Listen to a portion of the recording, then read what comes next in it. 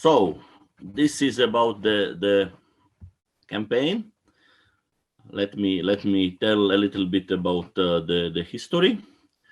How do you switch on? So I can do it from here, or yes, okay. So this started with our really public control on the dunes. That, as I mentioned already, it was 2007 when the situation was really quite bad in our dune areas along the coast. We managed different type of cleanup works, and even in some areas we had agreement with forestries and local municipalities that we will plant new pine trees. And then, as the last developments, I must also mention these new two projects, that is Coast Watch and Clean Games, which is actually very essential part nowadays for this campaign, Save Latvian Dunes. The next, please. And as I said, it started with the public control actually. And we made quite a good PR work, because we invited a lot of local and national journalists, and we all together visited the most endangered coastal areas and destroyed dunes. And of course we pushed somehow the authorities to do the work, and also to change something in legislation in local and national level, so we can really do real protection for the dunes, because this period was really kind of destruction period when all the coastline was endangered just by tourists, irregulated tourist flow, and even local people who were just driving, as you can see, in the beach. And one of the most successful results was that you could see the picture below. That is one is our Minister of Environment who took part personally in this public control raids, and later he was even the president of the state. So he was really good minister, which we were working together with him, and we really solved a lot of problems also with his help. So the next, please.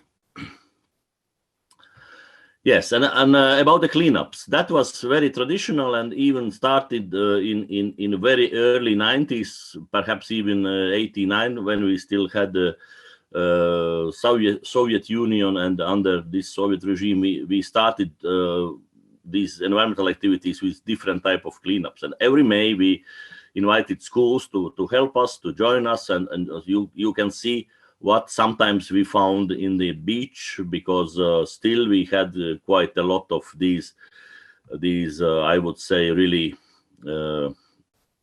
terrible tourists who are leaving behind a lot of waste and different type of rubbish. And we were working with schools, with local inhabitants and local authorities, and local authorities mostly helped with transporting this collected garbage. And I must say that the different with other cleanups, and especially nowadays when we will have tomorrow this big international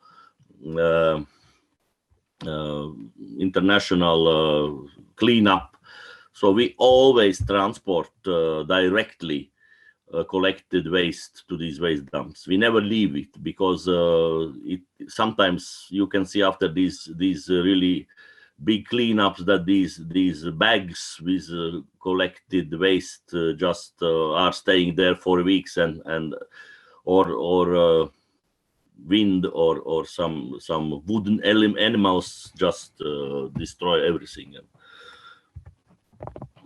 and that is not how we are dealing with this. So the next, please. Yes, and this is the one of the latest cleanups. We used it this new methodology when we really transported even with our own transport from the beach, these collected wastes. I think it was 2018, and also since it was 100 years of our state when it was graduated.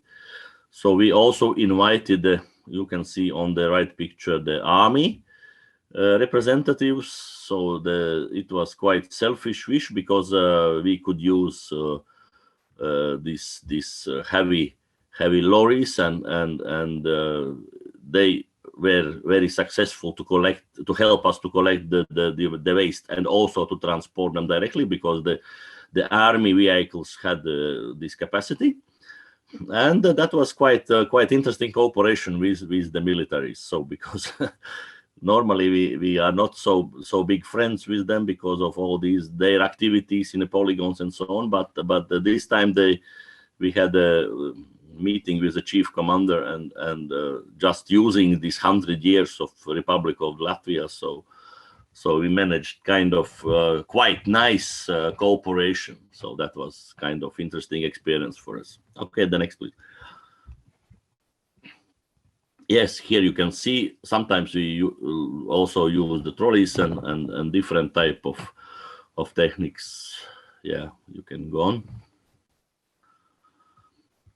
Yes, and also 2018, these 100 years events, we also gave kind of our own investment in all these activities, which were quite widely arranged in all the country, and we also started kind of new tradition that we invited schools also to plant the pine trees, and these pine trees were planted in those areas which were damaged.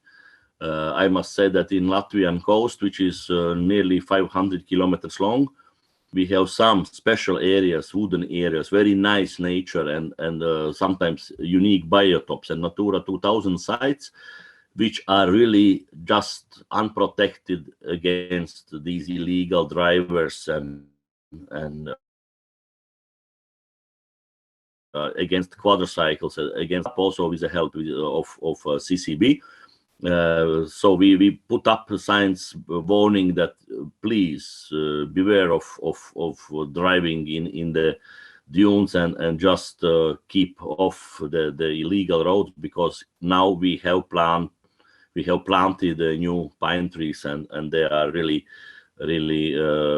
I think it was kind of 5,000 or 6,000 pine trees we planted in two areas. So that is how we are trying also to communicate with the society and with those I would say quite crazy bikers or quadricyclists who are driving into the dunes.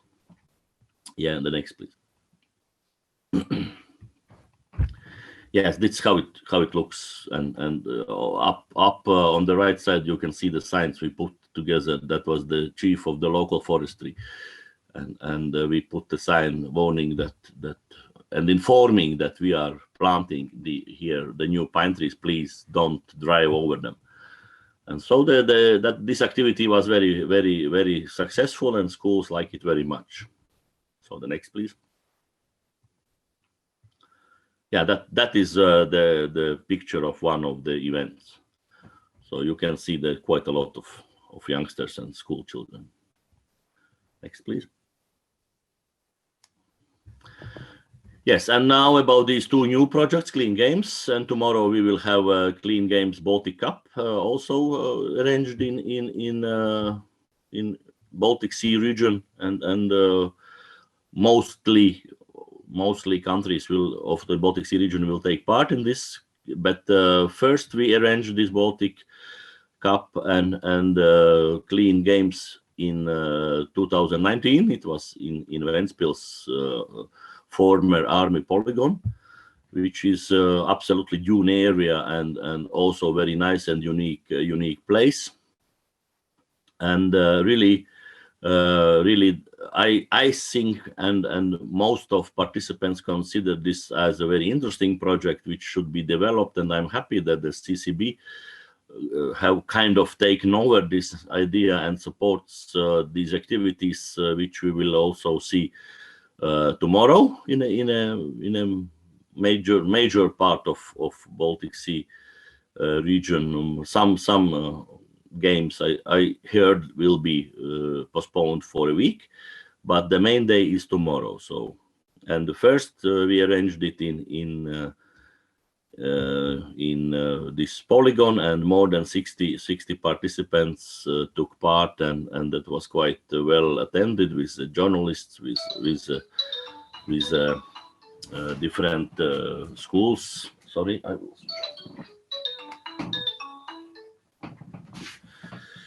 yeah, next please.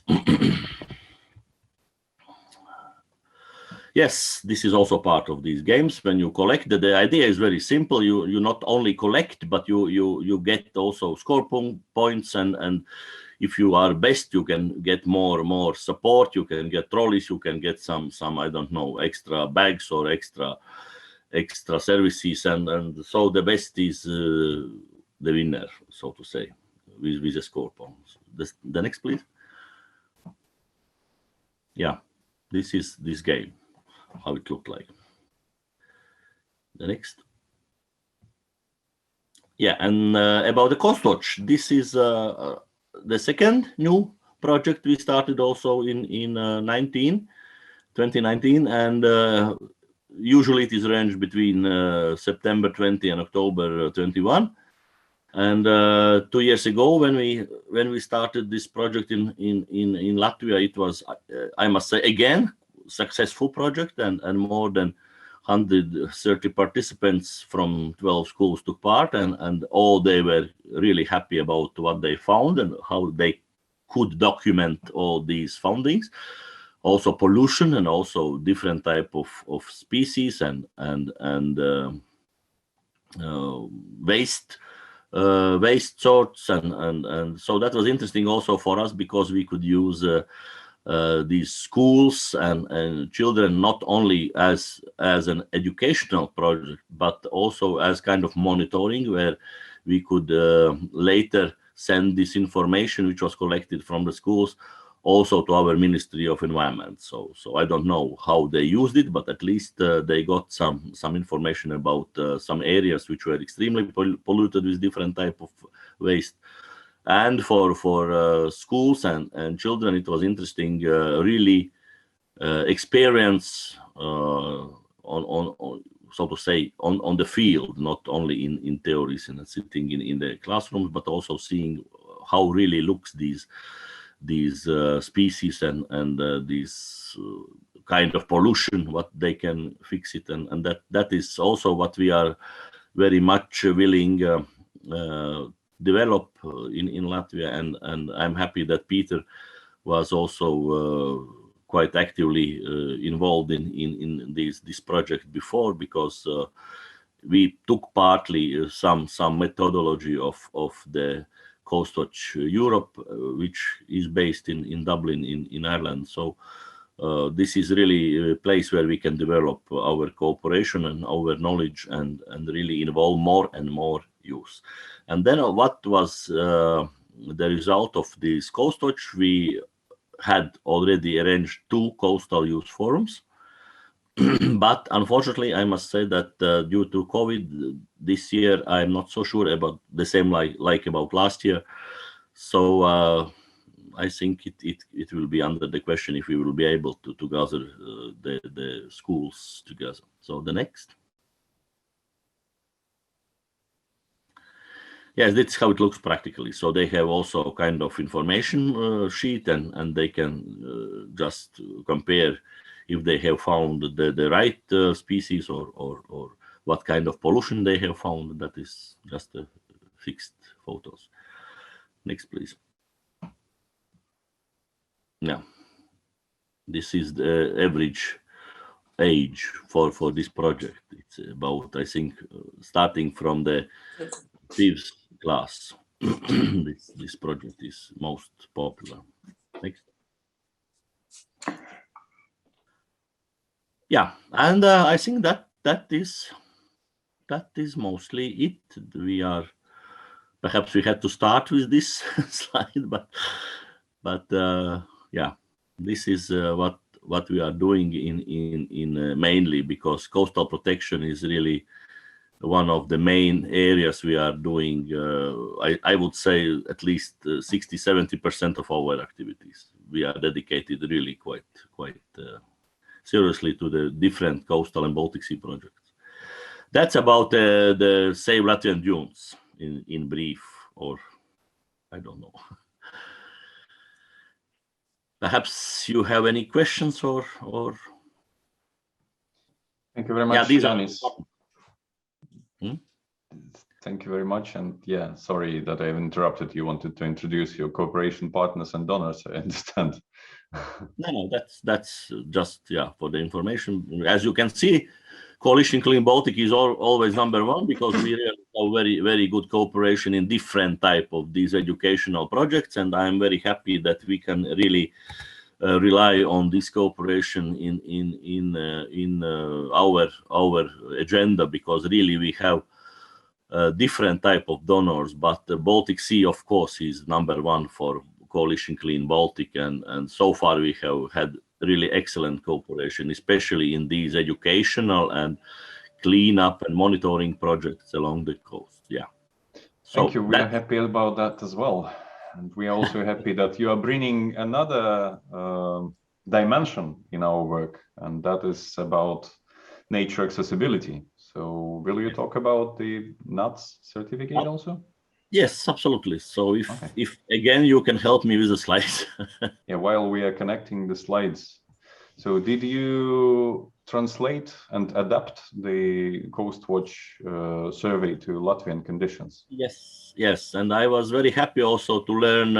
I learned this survey from Dima in Kaliningrad, and they have also quite serious work invested in these surveys, because our surveys, I would say, is a little bit more democratic, not so deep knowledge as Russian version in Kaliningrad, but I think we could also share experience with these topics. We have included both Dima and us here in Latvia. So yeah, we have actually absolutely adopted for our situation this service. And what we will do, we will also make a new example list or example sheet, not only for these small how you say, animals, or small water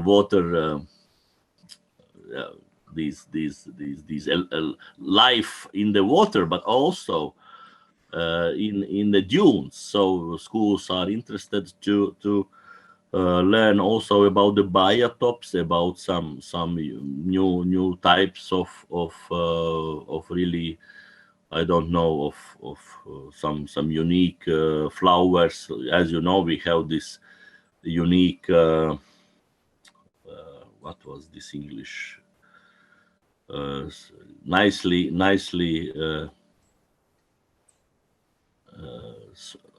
I'll forget it. But actually, we have some very unique plants and small flowers which are in the Red Book of the Baltic Sea region, and also under our protection, but not always in Natura 2000. Therefore, it is quite important that we take care of these protected biotopes. just a second. Okay, yes, this is kind of absolutely new approach what we figured out together with other NGOs, and especially with the NGOs, one of the active NGOs working with the disabled people in Latvia. And this is an idea about the nature accessible, or accessibility to the nature sites we started, of course, with the coast. So this is the question why we should have this, and what is this about. And we must say that it is kind of linked issue together with this universal design principles, because in Latvia sometimes we have cottages or guest houses advertised that yes, this is very accessible and it works perfectly, so please welcome. You are also very welcome with wheelchair or something. And when the guests arrive, then they see that, oh, that is too narrow to get with a wheelchair, that is too high slope, and different of problems, and therefore we should have kind of certificate or really guarantee. And what do we offer? We are talking now about mainly about these really nice accesses to the nature where we have water. Mostly, of course, we have started with the sea coast. We are also focusing on rivers, lakes, and on some really nice forest sites where you can really provide interesting information for tourists and really valuable nature to visit. So that means that if you have this certificate or this granted really site for disabled people, it means that it is not only for disabled people with wheelchair. That is also very comfortable to visit for seniors, for young families with small children, and of course, if those categories are also happy, then everyone can visit these sites. And what it is about the infrastructure, we start first with information. If you have chosen one very nice site where you would really like to invite people to visit them, all people, as I would like to highlight, not only young and strong, but also people in old age. So you should start with information. Then you also have to provide toilets, because in Latvia, and I know that it is not such a big problem in other countries, but in Latvia you really have to provide this, because in some places you really miss the elementary toilets where people, and especially disabled people, can visit. So you must think about the ramps and trash bins. And then, of course, especially important is roads and pathways. So where you can really use your wheelchair, you can go yourself or with a little help. And that is important to get to this tourism site.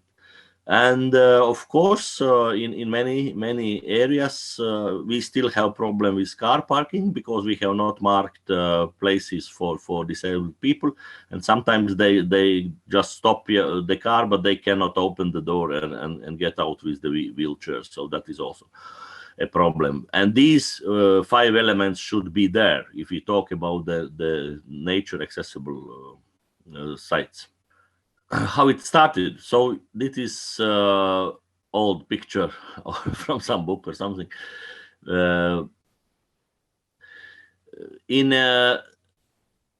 last periods, we can say, of our history, we had 50 years of Soviet time regime, and then the major part of the coast was closed, because that was the military zone, and it was also very strictly guarded. And then after we got our independence, so kind of boom started, and in early 90s we had quite heavy fights with those even Latvians, not foreign tourists, but Latvians who wanted just to drive into the beach almost with their cars, and they parked their cars in dunes on all the biotops, and they just ignored all the nature protection rules. And of course, the other problem was privatization, when a lot of nice areas and nice forests were privatized and closed for the wider public in the coast. And then after we got members in EU, so new regulations started. In those terms, I must say that we were quite happy that we had to accept the new rules of the game, so to say, and also a lot of EU legislation was introduced in Latvia, and especially on these Natura 2000 sites and coastal biotops were more protected, and the regulations and the laws were really developed in the right direction. Still, we have quite polarized opinions, so I must say that we have quite a lot of conflicts with different institutions. One say that everything must be closed and you cannot build even the road to your house because there is some biotopes next to the road or something. And we are now belonging to the part of those who think that you should somehow find a compromise, and one of these compromise is this certificate, which not only provides this access to the nature but also protects the nature, because if you have this organized path, you have this toilet, you have waste bin, so you save the nature. Because in Latvia, as I mentioned already, in 90s that was really disaster. There were rubbish everywhere in the dunes and no infrastructure at all. You could drive with your car whenever you could drive in. If it was four-wheeler, then you could drive over the small pine trees and just destroy the nature. And this makes people think, and also not only say that that is forbidden and that is forbidden, but also gives opportunity to all to visit nice nature. Especially I am talking about our coastal areas because that is our main focus, and people are really welcomed, but also regulated, so they know how to behave there. Yes, that is already mentioned. That what is the solution? Yes, this is how sometimes our forest looks like. That is a lot of cuts, clear cuts nowadays in Latvia, despite the protests of the society. The government and all these companies says that no, we have plenty of forests, and we can cut more, but that's a little bit other story. But just if you see this picture, I think I must say about this also, mention this situation in this. Yeah, so that's as I already mentioned. If you really want to really protect nature and use really tourism potential, then you must regulate it. And this accessibility is a kind of one of the tools. Accessibility and nature accessibility is one of the tools how you can invite people. If you invite more tourists who are old or disabled, the more they will come, the more local economy will be happy and will be supported. And I must say that still we have kind of this problem of half solutions, because something is done but not until the end. And the other problem in Latvia is lack of information. We have sometimes very curious and interesting stories that people are asking, tourists are asking, why you don't have this sign telling where is the parking place or where is this nice site to visit, and the locals say, yeah, but why? We know where it is, so what is the problem? So it's not for tourists but for us. At the end it comes out the main for nature accessible, and I really hope that the CCB could also do more about these principles and about these certification principles. That is, you have to announce and you have to follow really and to apply really clear criteria. So first of all, if you are talking about nature accessible, you must really invite to very interesting and very nice nature site, and then you also have to provide access to this site. Of course, you have to evaluate and to balance. Is it good for so many tourists, or it's perhaps better not to say that there is some unique I don't know, plants or biotopes in order that they can be destroyed. That is the question of balance. Then you also have to have this called independent and objective judgment. So really you have to make a kind of evaluation of this prepared or proposed site.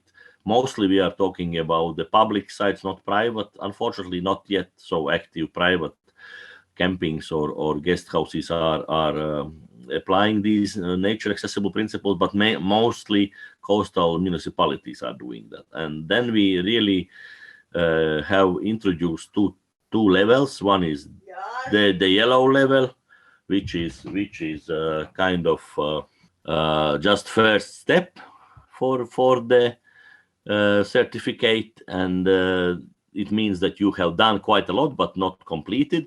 And then the green level, which you really provides all the services, and you have or not only certificate but also a flag. That we have already in 5 places in Latvia. So I must say that there are really all the elements in these sites. So starting from parking places and ending with a really accessible green toilets, not wooden or not these plastic boxes, but really green nicely made accessible toilets. And then of course information and networking is very important, because you must inform the tourists and the wider society about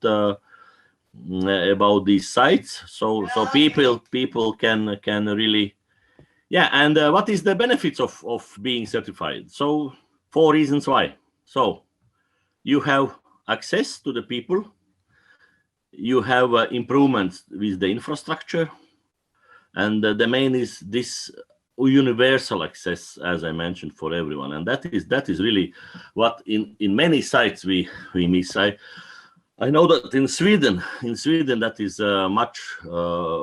much better, and I would say that even the infrastructure is really universal for different kind of people. But in Latvia, that is still a problem, and I guess not only in Latvia, in some countries too. Yeah, and as mentioned, that is a nature conservation, because really we can say from our own experience that these sites which we have awarded with these green flags and these certificates, they really reduce all these problems, and these damages are really less, and information about these rare nature sites is there, and organized waste management is also there. So it means that the main 3 elements which are normally in not organized tourism sites the problem, in these sites where we have these nature accessibility certificates, they are solved. So there is really very important to say about that, because that is the key elements for this nature accessibility. Yeah, and of course, if you have more tourists and you have more visitors, especially elder age, because as you know, in mostly also in your countries perhaps, but in Baltic, I think we have a lot of elder age tourists who have some problems with difficulties, and disabled people. So more tourists, more job opportunities, and much more support for the local economy. That is also one of very key elements for this idea and for this project. Yes, and of course, you can see here some interesting structures in this picture, but that is not what we are aiming of. But this is kind of a way in where we have these so to say nature sites where you have really much you have been to really trained person to climb up and to go there. And therefore I think this is kind of examples where you can see how perhaps should not this tourism site look like, because it is really for young and strong people, but not for elder tourists. So that is kind of, you know, also examples where you can learn how not to do the things. And but at the same time, I must say that something like this could be arranged, but in better leveling and in better accessibility, and this nice picture and this nice site could be really certified and arranged in the much better way. Yes, I mentioned already about these 2 levels. The yellow is just you are on the right way, but there is, for example, we have some sites also here in Latvia that they have done quite a lot, but they have missed the universal accessible toilet. And then, of course, you cannot get this flag because the flag is really that you have reached this. And then you still have some time to do things. But the green flag means that and the green diploma means that you have done everything. And if you have the flag, then it is kind of guaranteed that this site is accessible. Yeah, and this is how this flag looks like. So as I mentioned, we have already in many coastal tourism sites this flag waving there, and so now at the end of September we will take it off, because we give this flag, we evaluate these sites every year, and this is one of the main principles of this certificate, that it works for not forever, but of course it must be updated and checked every year. That was actually about this nature accessibility.